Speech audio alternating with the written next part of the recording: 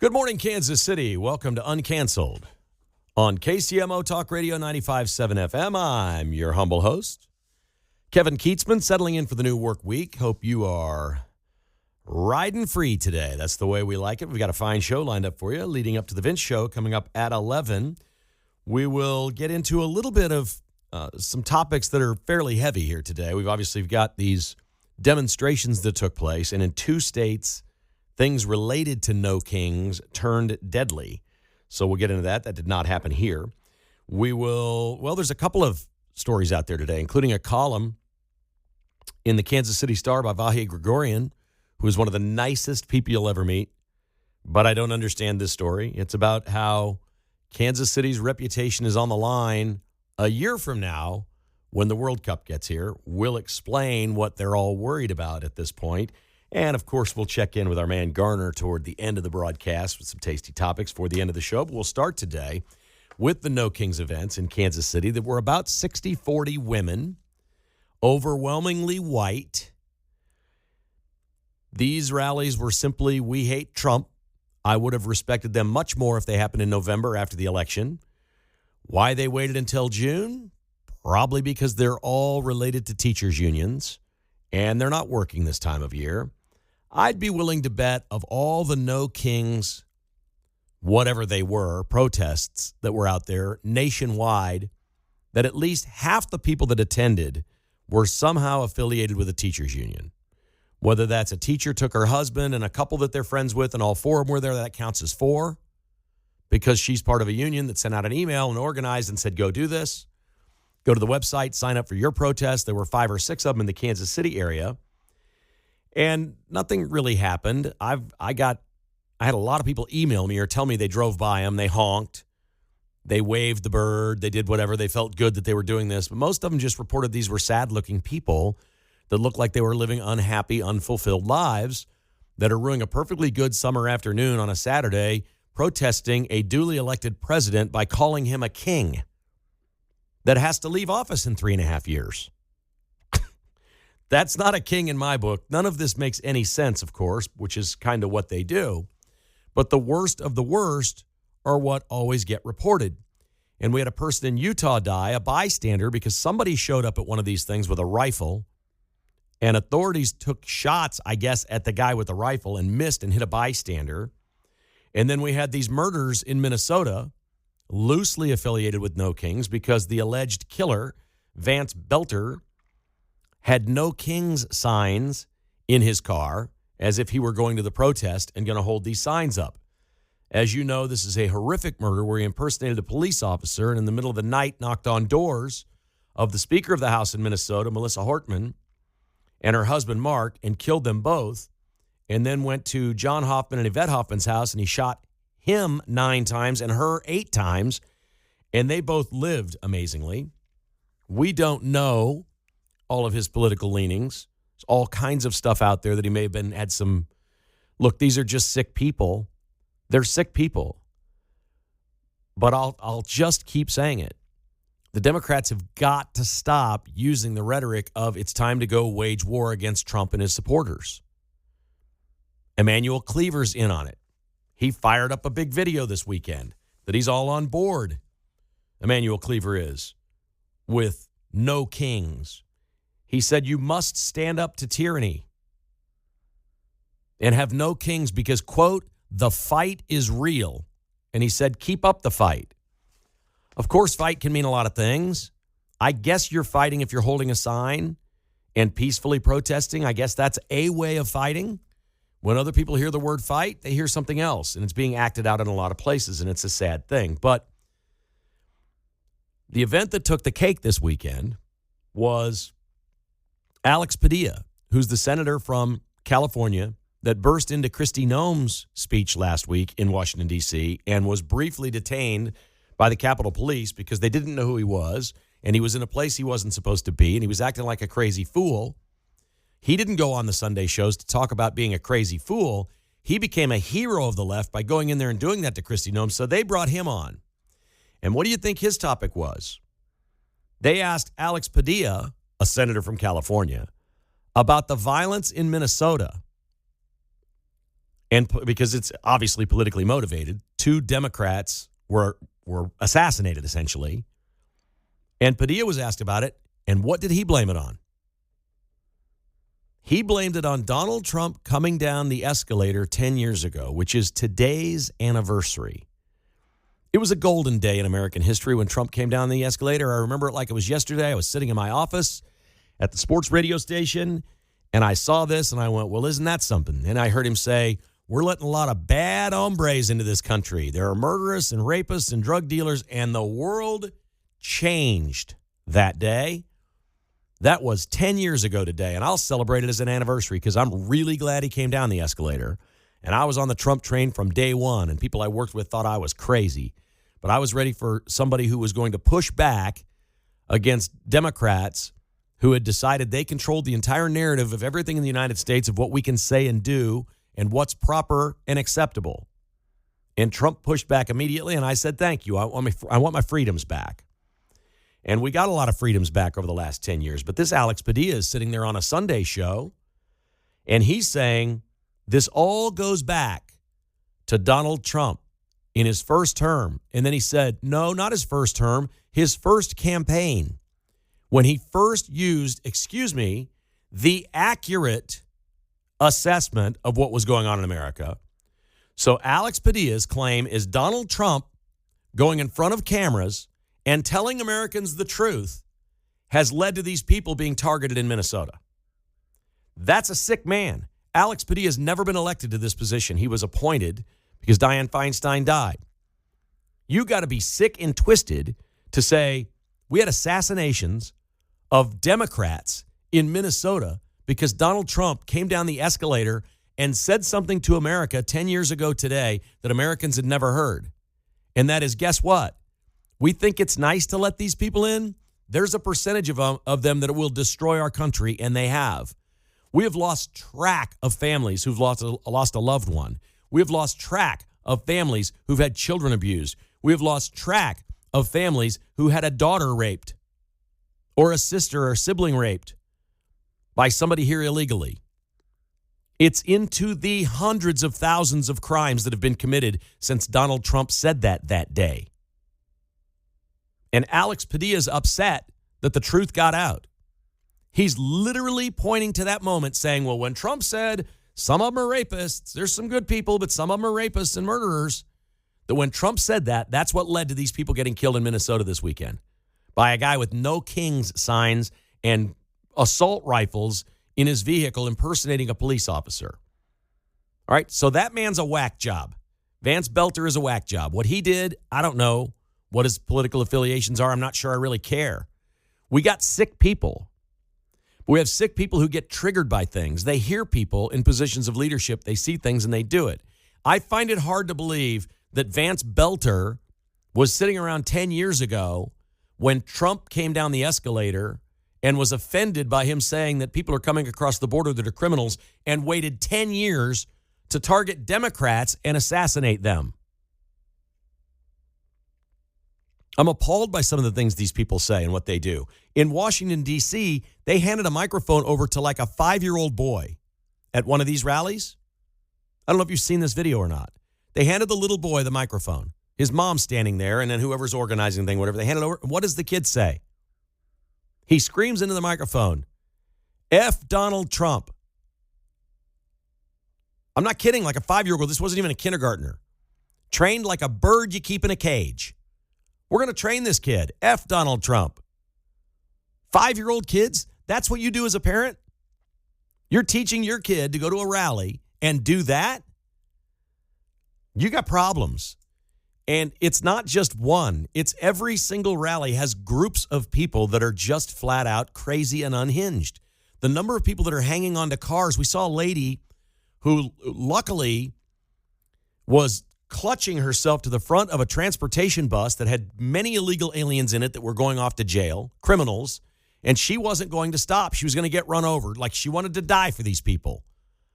Free my people, she's screaming. It took like 4 minutes to get her off the truck. And, you know, it was an authority, obviously, because they were hauling prisoners, so he didn't just run over her. But we've seen videos now of, and I hate to say this, Most of these people they're women. We saw a woman in L.A. or Seattle, one of those places, was on a car, and the guy said, "To heck with this. I'm scared. I'm out of here." He ran right over. She fell off to the side. It didn't kill her, but he rolled right over. You can see the car roll right over her torso. What are these people thinking?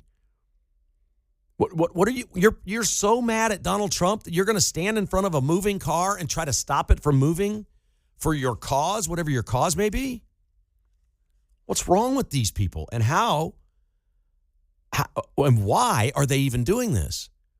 You're saying he's a king. He was duly elected by a popular vote, not just the Electoral College, and he has to leave in 3.5 years. That's not a king. He's got 300 lawsuits pending against him for things he's doing. He's being tried in every court in America because he's not a king. These people are really bad at protesting. They can't even come up with a coherent cause or strategy. So they come up with no kings and say, that covers everything. That's going to cover it all. That's going to cover your gender identity, your sexual preference, your skin color, your religion, your lack of religion, your politics, your immigration, your wars, your abortion. We're all under one umbrella here, no kings. Trump's not coming for us. And the rest of the country, they don't know how much this. And Cleaver jumps on board, and these politicians, I give Mayor Q credit. He sat this one out. You're not helping yourself politically supporting these things. You are not. Most people look at these and go, wow, what a bunch of whack jobs. 60-40 women, almost completely white, and almost assuredly half the people attending these things are somehow related to education in America. That's where we are. 913-408-7957 if you'd like to join the conversation. If you went to one of these things or if you have a comment on it, I'd love to hear from you. 913-408-7957. Don't forget, in about a half an hour, we're going to give away those Country Stampede tickets. Yeah, that's a 3-day pass for 2 people. We'll be doing that around 10:45, so stick around. This is Uncanceled on KCMO Talk Radio. We're back on Uncanceled. It is great to have you with us, and we're going straight to the phones. We got a lot of folks want to chime in here today, so let's do it and waste no time. We start with Bob in Lee's Summit. Good morning, Bob. What's on your mind today? Oh, hey, how you doing? I'm going to make a comment on these brainwashed, mentally ill Democrat, old hippie white females out of the 60s. A friend of mine I play golf with, his mom's about 72 or 3 or 4, and she goes out to every one of these protests. and she, of course, she's a ex-school teacher also. Yep. So that shows you where they're at. I've got several friends that have wives that were ex-school teachers. They are totally, completely mentally ill. And they're saying now, the latest study is that 50% of these leftist Democrat white females are mentally ill. You know, and it's easy to brainwash a mentally ill idiot, you know? Yeah, and I don't know the definition of mentally ill. If that's somebody who ever went to therapy one time, does that mean you have a mental illness? I don't know, but I'm not surprised by those things. I see tendencies in these people that lead me to believe that they've got some real problems with their faculties, if you will. Well, I would see it as so deranged that you can't even reason anymore. You can't even put together logic anymore. You're so deranged. I would say that's mentally ill, you know? Yeah, and it's I think the most amazing thing is with this No Kings thing is they've just taken a coalition, said we're going to do a giant umbrella here. We're going to take every person that has any grievance against Trump and just throw them in this thing, and that's what it is. I don't think I'll bet you couldn't find one person really to articulate the case against Donald Trump when it comes to immigration and what he's doing. I'm not sure any of this was about that. Well, they're so deranged, I don't think they even know why they're there. Right. I don't think they even have an idea why they're there. So they're so deranged. Well, they're completely out of their minds. I mean, half of them had just been abortion people. Yeah. You know, but hey, we're going to go. We hate Trump, so let's go. Yeah, I know. Yep. Well, you know, when I was a little kid, I watched Khrushchev and Nixon with an interpreter on TV. Khrushchev said, hey, we will infiltrate your educational system, your media, and your government. And the worst thing they infiltrated was the educational system, brainwashing these people back in the 60s and stuff. And now we're seeing them out in protest. Yep. Good call, Bob. Excellent call, buddy. Thank you, sir. Thank you, buddy. Greatly appreciate it. Always fun to chat. Here is Mark joining us from Shawnee. Hi, Mark. Good morning. Hi, Kevin. Good morning. The irony of this is just hard for anybody with a competent brain to understand. The end of democracy. To these DI-Democrats, that begins with paid protests. We're going to push people out there. If you don't agree with us, we'll throw rocks, bricks, concrete, burn cars, create civil unrest if you don't go along with us, the real democracy in this institution. We will protest the real Democratic duly elected Donald Trump. We will protest him, and we will do whatever it takes, because you know what we are? We're for authoritarianism. We had an empty vessel ran by a group of people who are pushing this, and you want to decry Donald Trump as a king when you violently hurt people and create civil unrest? How crazy is this? Okay, Mark, I love it. Thank you, buddy. I appreciate that, and I'm with you on much of that. You know, one of the true ironies of this whole thing of the democracy, the word democracy, and using it, and Emmanuel Cleaver used it in his message. He referred to these demonstrations as democracy. He says, you are democracy. What you're doing, this is democracy. This is the democratic thing to do. It's democracy. The unbelievable part is, if I went with a microphone, I probably should have done it. If they do this again, maybe I'll take a microphone and ask some of these people. I assume you vote for Democrats. When was the last time you voted in a presidential primary election and your vote counted? I can tell you the last time was 2008. They haven't had a vote count since then. You want to talk about lack of democracy?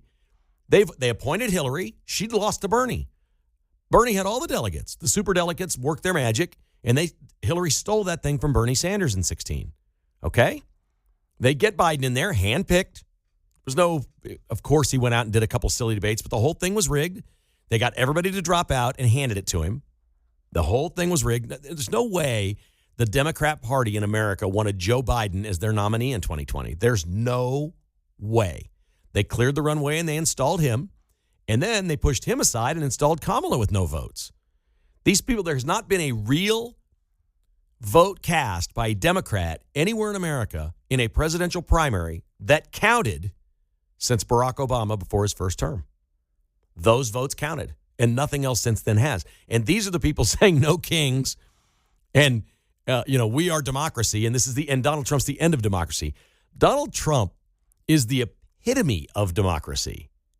The dude was never in politics. He came out of nowhere. He's obviously a rich businessman, but he had no experience. He'd never been a mayor of a small town, right? And he ran, and he started talking about things that we'd never heard before, and started saying things that we thought of in our minds before but never really heard as a catchphrase, like "Make America Great Again," "America First," things of this nature. But when he was saying uncomfortable things, people quickly realized, okay, these are uncomfortable, but they're true. Oh, he's talking about immigration. Well, we've heard presidents our entire life talk about immigration. They all have. Barack Obama, there's speeches all over the internet right now. You can find Obama talking about this. He sent 3 million people home. He deported more than Trump. We'll see if Trump gets to 3 million, but he isn't there yet. Obama sent 3 million home and said, we can't have this. It's lawlessness. They have to go home. Then Democrats were critical of George W. Bush that he wasn't sending enough people home. Like, this has been going on forever, but Bush had this big immigration plan, and it was going to be to help the workforce and do things. We've been talking about immigration forever. Trump comes down the escalator 10 years ago today and changes the entire narrative and said, this is stupid. We don't know who's here. Hello, America. There's millions of people here unaccounted for that we didn't process at the border. We didn't give a work visa to. They don't have a green card. We don't know who they are. And sometimes some of these people are the worst among us, and they're wreaking havoc on our society, and they're stealing from us. And here we are 10 years later. We've won that battle. Trump's in charge, and he's doing exactly what he said he'd do. I love that. Uncanceled continues on KCMO Talk Radio. I'm Kevin Keatsman. We're back right after the news.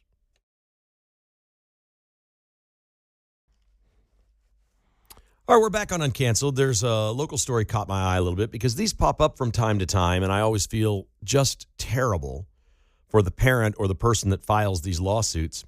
Some of these are won, some of these are lost, and some of these are settled, and I don't know what happened, but a gentleman named Anthony Anderson in Kansas City, 54 years old, has filed a lawsuit against Argosy Casino in Riverside and 25-year-old Emily Davis. Emily Davis apparently got drunk at the casino and killed Anthony Anderson's son, who was on a bicycle driving home from the casino.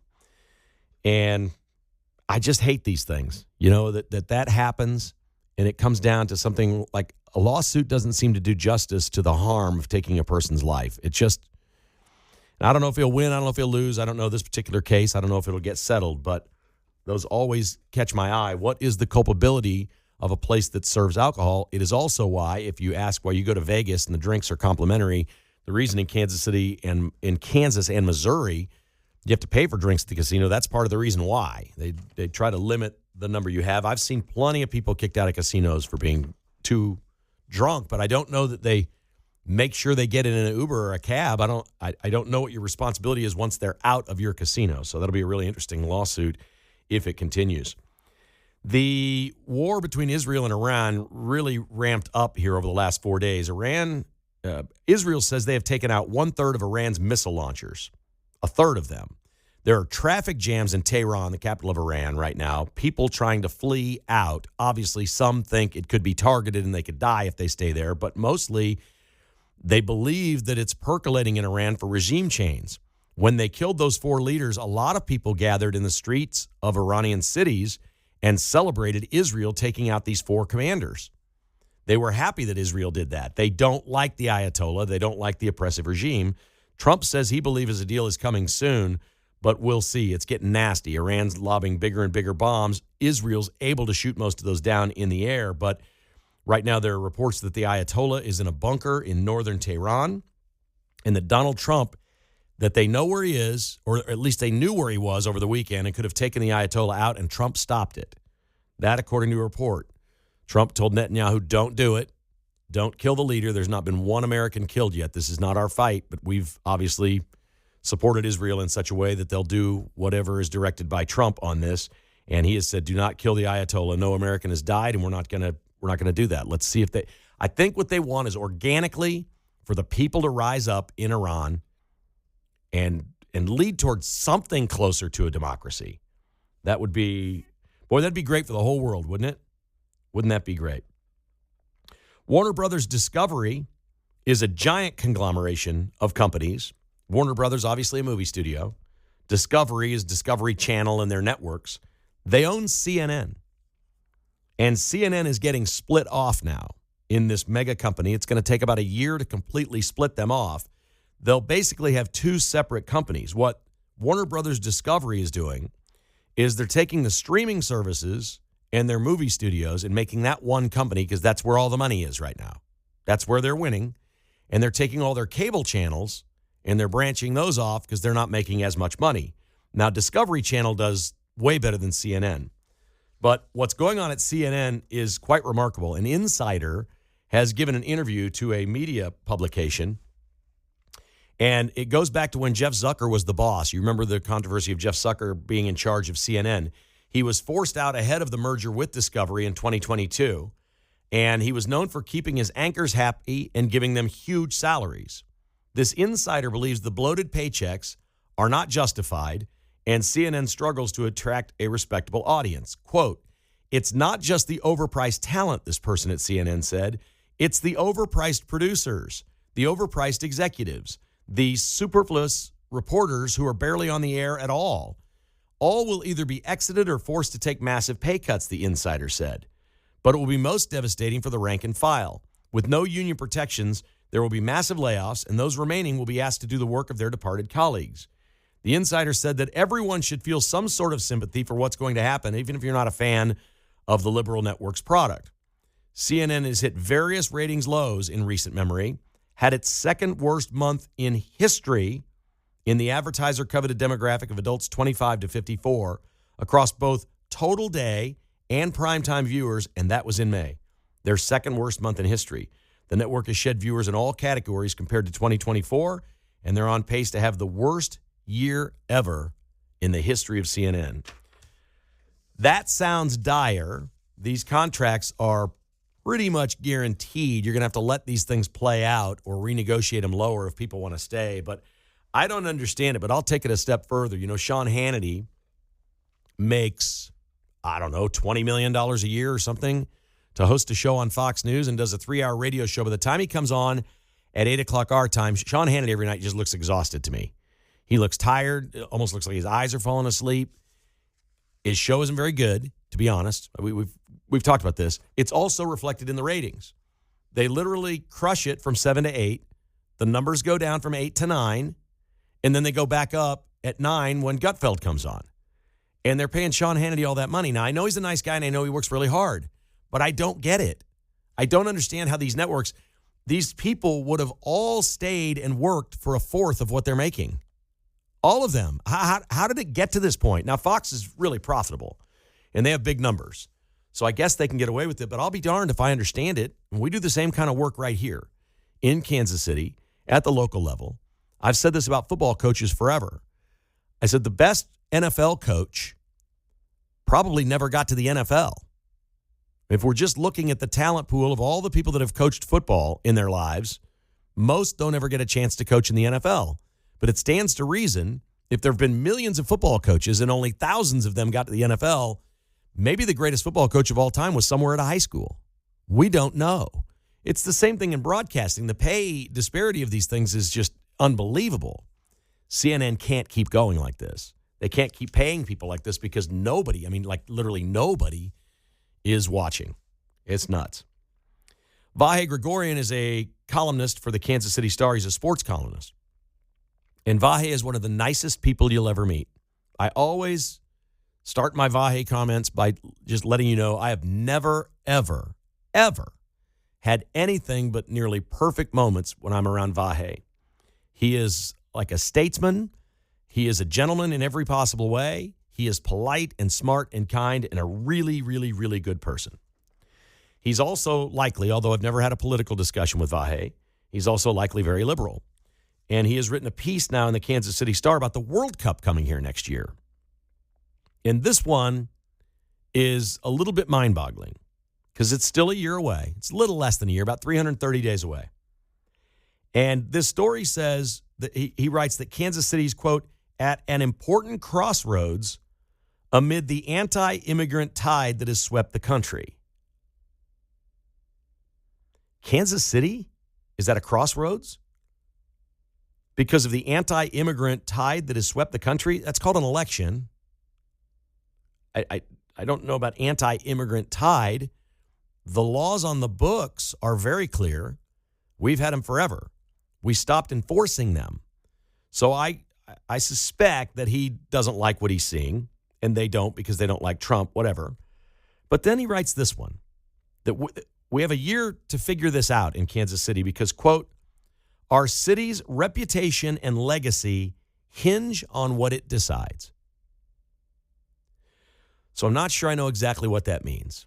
We have 330 days to decide that Trump is bad, and we're going to have sanctuary elements in Kansas City, Missouri, so the World Cup can come here. Pete mentioned this earlier today. This is the easiest thing in the world to predict. When the World Cup in Kansas City meets none of the projections, and they are millions and millions and millions of dollars in the hole, they're going to blame Trump. It has started here 330 days early with a Vahe Gregorian column, a sports column, about this anti-immigrant tide in America, that's code for Trump, and that our city's reputation and legacy. Let me tell you a lot about Kansas City. I can tell you a lot of things about this city. Our city's reputation will not hinge on the World Cup, nor will our legacy. In fact, I can't think of anything less important than international soccer teams from countries, I'll say it, that are not our equal. These countries are not our equal. Why do I care about their little football club coming here and what our legacy and reputation is? There's no way the World Cup is going to impact some sort of legacy is long term. Like legacy implies that 50 years from now, people will think of Kansas City because of the World Cup they had in 2026. And if we're anti-immigrant in Kansas City, somehow the world is going to see us as something awful. My son came home from Texas this week, was here for Father's Day. We had quite a discussion at dinner. We went out for pizza last night after a nice day at the pool. And he's not so sure. He lives in Texas, so he's seeing a lot of things happen with people getting rounded up and shipped out. And he doesn't like what he sees. I don't think anybody wants to see anybody's life ruined. And I simply asked him, I said, so if you walked across that river into Mexico and tried to blend in and work with no ID, no paperwork, no nothing, and you got picked up, what would happen to you? And he said, well, I wouldn't do it that way. I'd go in legally. I said, exactly, you would.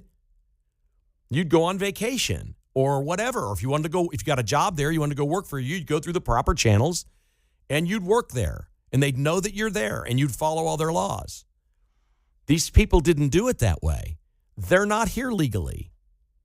If they did come for a 9-month work visa and stayed 14 years, that is also a crime. You gotta go. But the thinking, and I think it was a little educational for him, I said, we can't be the only country on earth that does this.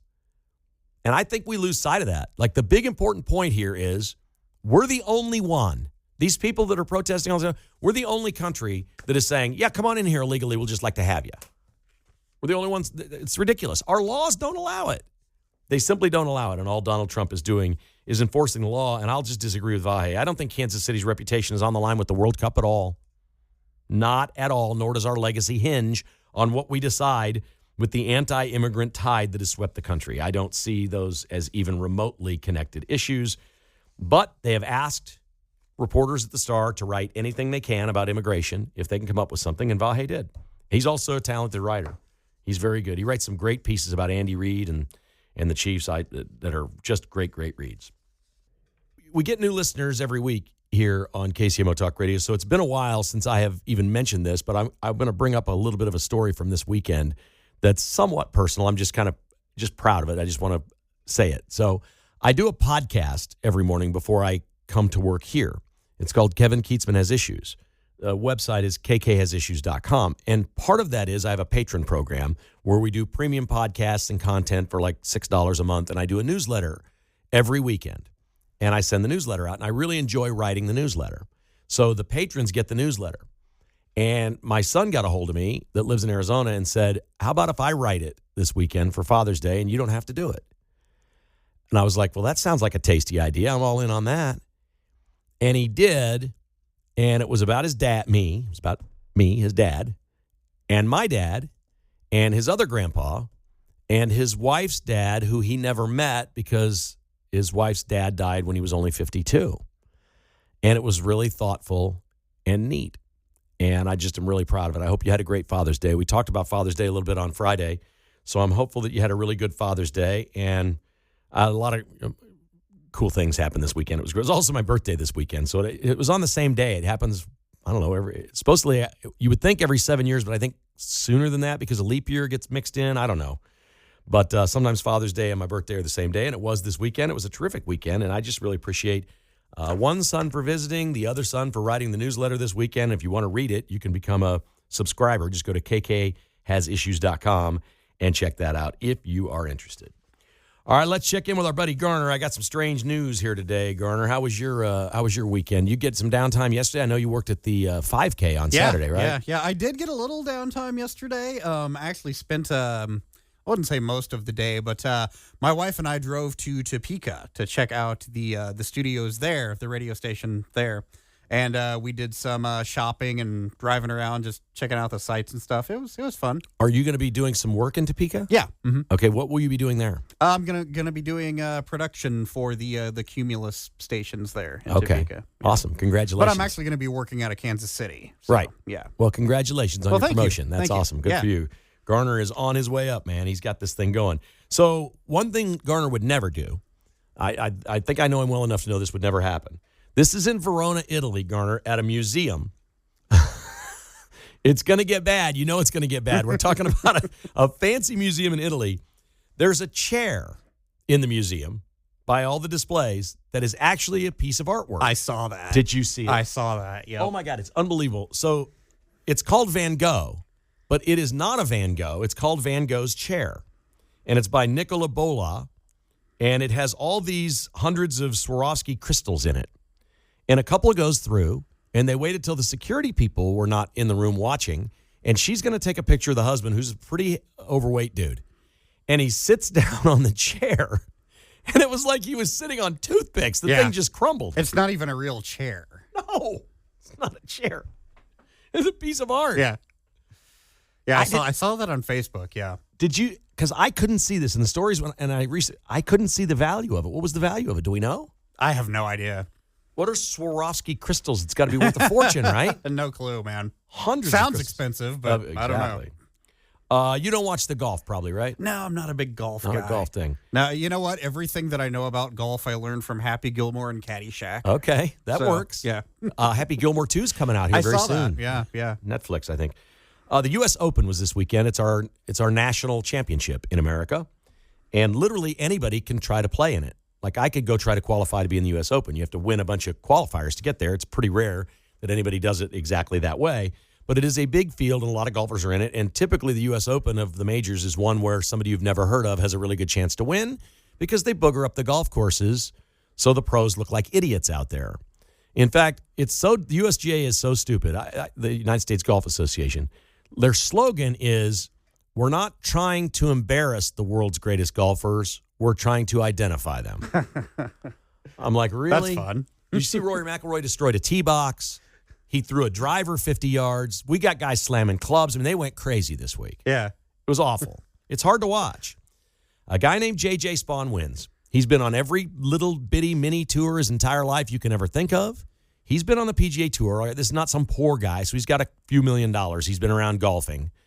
But he was 120-1 to win the U.S. Open. He made a 65-foot putt on the last hole of the tournament to win the U.S. Open. It was a spectacular moment. That's all I've ever done in golf is putting. Mini golf. That's it. You kind of look to me like you could hit it a long way. If you really got into one, you could probably really do that. So congratulations to him. He beat Robert McIntyre by 2 shots because he made the putt for birdie. He really had 2 putts to win the thing. It was just an unbelievable putt, and he made a lot. They had a rain delay yesterday, and the guy that won it was like +5 on the day before the rain delay and 2 under after. Like he got it together by having a rain delay. Right. That's pretty cool stuff. He won $4.3 million for winning the U.S. Open. Donald Trump has pardoned 2 shark divers. Have you seen this story? No. Okay. Shark divers. Shark divers. Apparently there's some water restrictions. This is in South Florida. And fishermen can go out and put out something that's called a long line and legally catch sharks. Oh, I think I've seen that. Yeah. Yeah. So a couple of years ago, some dude had 19 sharks on his line, and the shark divers want to save the sharks. So they go to where these long lines are, and they let them loose and set them free. They find a way to set them free. They were convicted of a felony, paid fines, no jail time, but it was felony theft. And Trump has now pardoned them, and he said, I'm pardoning them because as felons, they can't vote in Florida, and they ought to be able to vote. That's pretty interesting. So he didn't spring them from jail, but by getting the pardon, they're no longer felons. Should that be if you're willing to go dive with the sharks and set them free, shouldn't you get like a ribbon instead of a trial? I don't know. They might eat you. That's my point. You should get some kind of hero award for doing that work. Thanks for listening to Uncanceled on KCMO Talk Radio. The Vince Show is up next.